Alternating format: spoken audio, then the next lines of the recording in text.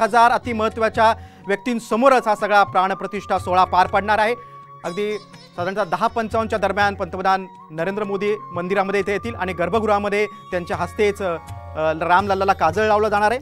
रामानंदी परंपरेनुसारच प्रभू श्रीरामांच्या बालरूपाची पूजा होते आणि आता सगळा 12:29 आणि 8 सेकंदांनी जो मुहूर्त शोधलेला आहे या मुहूर्तावर प्राणप्रतिष्ठा होणार आहे। 84 सेकंदांचा मुहूर्त असणार आहे। तत्पूर्वी तुम्हाला महत्त्वाची बातमी देतो की अनेक अतिमहत्त्वाच्या व्यक्ती मंदिराच्या इथे दाखल झाल्या आहेत। त्यामध्ये सरसंघचालक मोहन भागवत असतील, उद्योगपती अनिल अंबानी असतील, बिग बी अमिताभ बच्चन असतील, रामायणातील रामाची भूमिका करणारे अरुण गोविल असतील, भाजपचे अनेक वरिष्ठ नेते मंत्री तिथे आलेले आहेत, देशभरातून खेळाडू आलेले आहेत, चित्रपट दिग्दर्शक आलेले आहेत, दाक्षिणात्य खेळाडू आलेले आहेत, दक्षिणेमधील अनेक प्रसिद्ध कलाकार आलेले आहेत आणि अशी सगळ्या महत्त्वाच्या व्यक्तींची मांदियाळी अयोध्येमध्ये आहेत। सामान्य लोक देखील तिथे आलेले आहेत, मात्र काही काळासाठी तिथे त्यांना मंदिर परिसरात जाण्यासाठी मज्जाव आहे। प्राणप्रतिष्ठा सोहळा पार पडल्यानंतर मात्र सामान्यांना दर्शन दिलं जाणार आहे। मात्र प्राणप्रतिष्ठा सोहळा झाल्यानंतर जे तिथे आता VIP लोक आहेत, जी अतिमहत्त्वाची व्यक्ती आहेत, ते रामलल्लाचं दर्शन घेतील आणि त्यानंतर मग सामान्य लोकांना, राम भक्तांना रामलल्लाचं दर्शन घेता येईल। सर्वांच्या मनात एकच आस आहे, कधी आम्हाला रामलल्लाचं दर्शन होईल, कधी आम्ही डोळ्यानं रामलल्लाची मूर्ती पाहू, हीच आस सर्वांना आहे। तत्पूर्वी गर्भगृहामध्ये देशभरातून 11 दाम्पत्यांना पूजेचा मान मिळालेला आहे। त्याच्यामध्ये नवी मुंबईतील खारघरमधील विठ्ठल कांबळे आणि उज्ज्वला कांबळे यांना देखील मान मिळालेला आहे।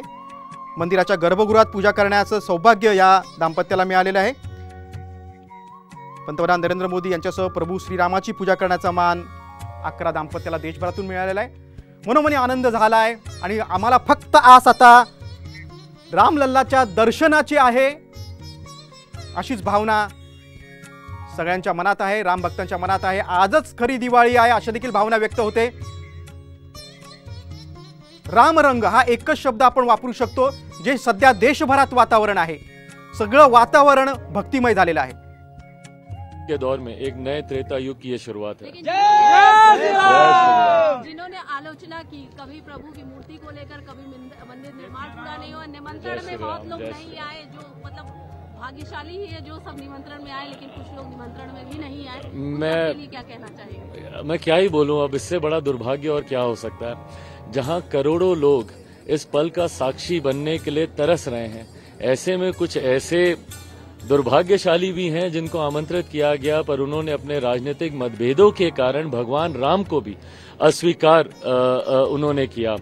आप भाजपा से लड़ें, आप प्रधानमंत्री नरेंद्र मोदी जी से लड़ें, पर भगवान राम से तो ना लड़ें।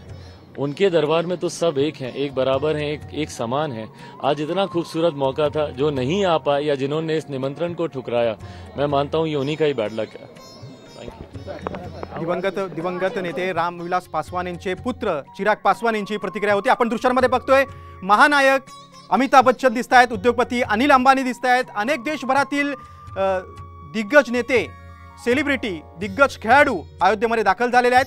सगळे खुर्च्यावर स्थानापन्न झालेले आहेत आणि काही वेळातच पंतप्रधान नरेंद्र मोदींचं देखील तिथे आगमन होणार आहे। अयोध्येमध्ये आगमन झालेलं आहे, मात्र मंदिराच्या इथं साधारणतः 10:55च्या दरम्यान पंतप्रधान नरेंद्र मोदी तिथे येतील आणि मग गर्भगृहामध्ये त्यांच्या उपस्थितीत सगळा पूजा होणार आहे।